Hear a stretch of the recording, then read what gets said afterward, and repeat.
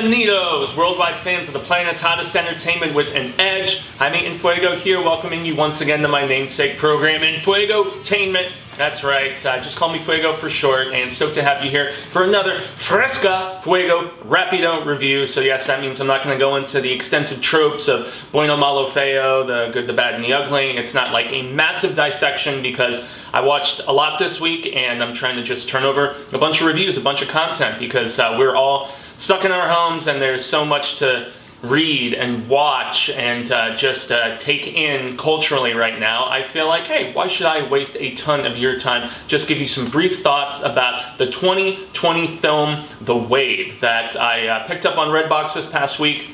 A couple months ago, right before our quarantine began. I know it got a limited theatrical release, and it's from first-time director Gile Klaben, if I'm totally butchering the first name. But yeah, this is a Justin Long Donald Faison film that is a fucking trip, man. It's one of those mind-bender kind of sci-fi comedy, a little bit of a thriller, but not really. I mean, this isn't even close to something that would be covered on the horror show. But yeah, it's very psychedelic, and the trailers definitely give off that vibe, and I was intrigued by this movie. I definitely won't say that I was over the moon about it, but it's a film that has stuck with me since watching it. My co-host on Show Business on Willis Screedy, Chauncey K. Robinson, was the one that brought it to my attention and said it was a very interesting little indie film, which it definitely is. So Justin Long plays this guy. He's an insurance adjuster, kind of a schmuck just a little bit.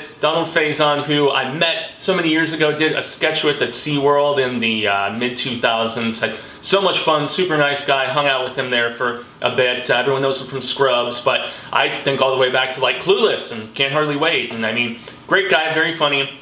And they're two friends that work together at this insurance agency. And Justin Long is about to close on this big case, presumably. He's showing it to the, I don't know, board of directors or whatever, and so he gets the confirmation that this little bit that he picked up on is going to make the company a lot of money, or save them from having to shell out a lot of money, really is what it boils down to. And so he has this presentation he's going to give the next day. So Faison's like, let's go out and celebrate, yo, let's hit the town, let's get crazy, let's make a memory. He's like, nah, man, no, can't do it, gotta go home. Usually on this night the wife gets Chinese and we kinda, you know, and he's just like, oh, really? Well, have some whiskey right now with me and at least let's briefly celebrate before you go home.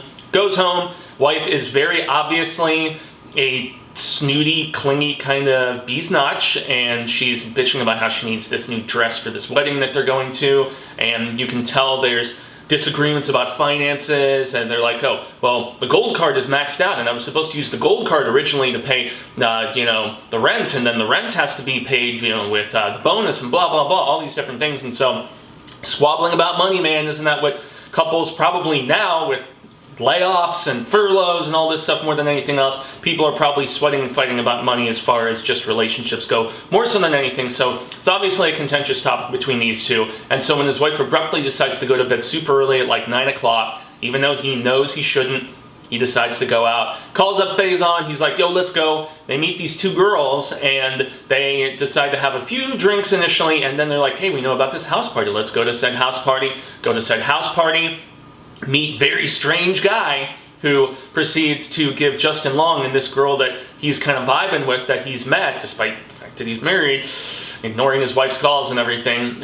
So they get this weird powdered substance that you have to cook up like crack in a spoon, and then they have to like put it on their tongues and like actually like make out to both take it, so they're ingesting it, obviously. But if this is a powder you have to burn before you ingest it, that's bad news bears. And this is coming from somebody who had my time in the sun with psychedelics and things like that, but I would not trust something that you have to light on fire. I mean, mushrooms, locos hongos, they're great.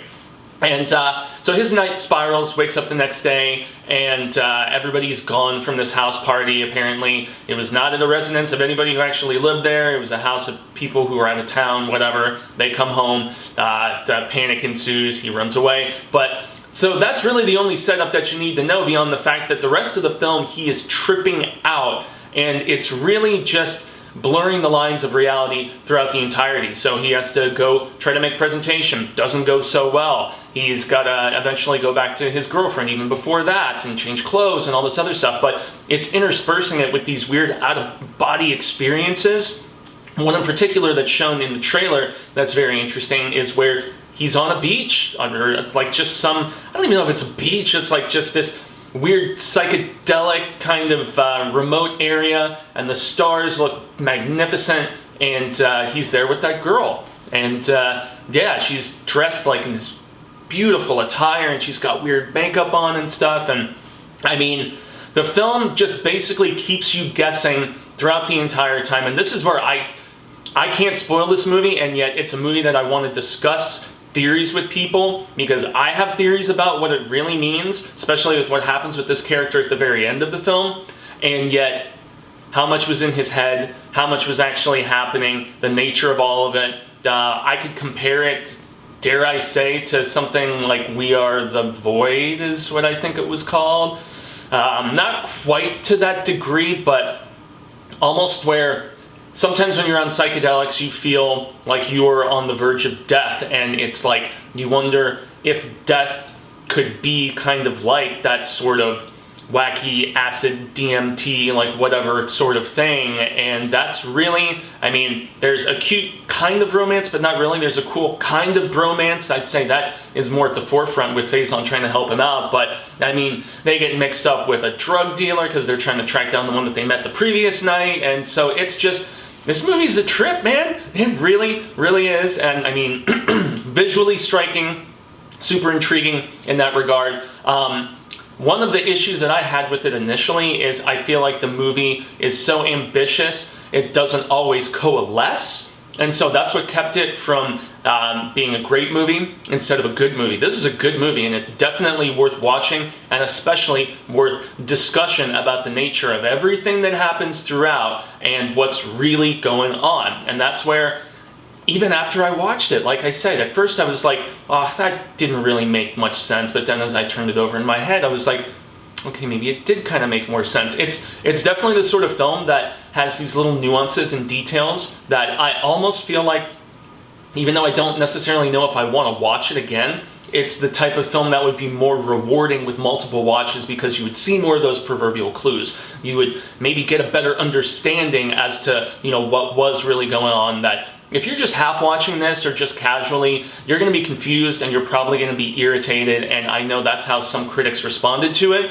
But as I said at the beginning of this, it's a film that stuck with me. It truly did. And so I would actually recommend The Wave if you're into this sort of psychedelic sci-fi kind of comedy. It's just a hodgepodge of so many different ideas, but really put together intriguingly, and it would definitely be more enjoyable upon multiple viewings. Now, with everything else to watch, will you take that initiative? Therein lies the challenge, and I don't know, I could see a certain subculture of people digging the fuck out of this, and yet a lot of other more mainstream audiences saying, that was dumb, didn't make any sense, blah, sort of thing. So that's going to be the end of my thoughts today. I've been Jaime En Fuego, and y'all can find more on all social media sectors like Twitter, Instagram, Facebook, here on YouTube, obviously. I ramped up my coverage initially, and then I slowed it down because this past week was, with everything going on in the world, how can you not be depressed if you look at the news, man? It's rough out there, and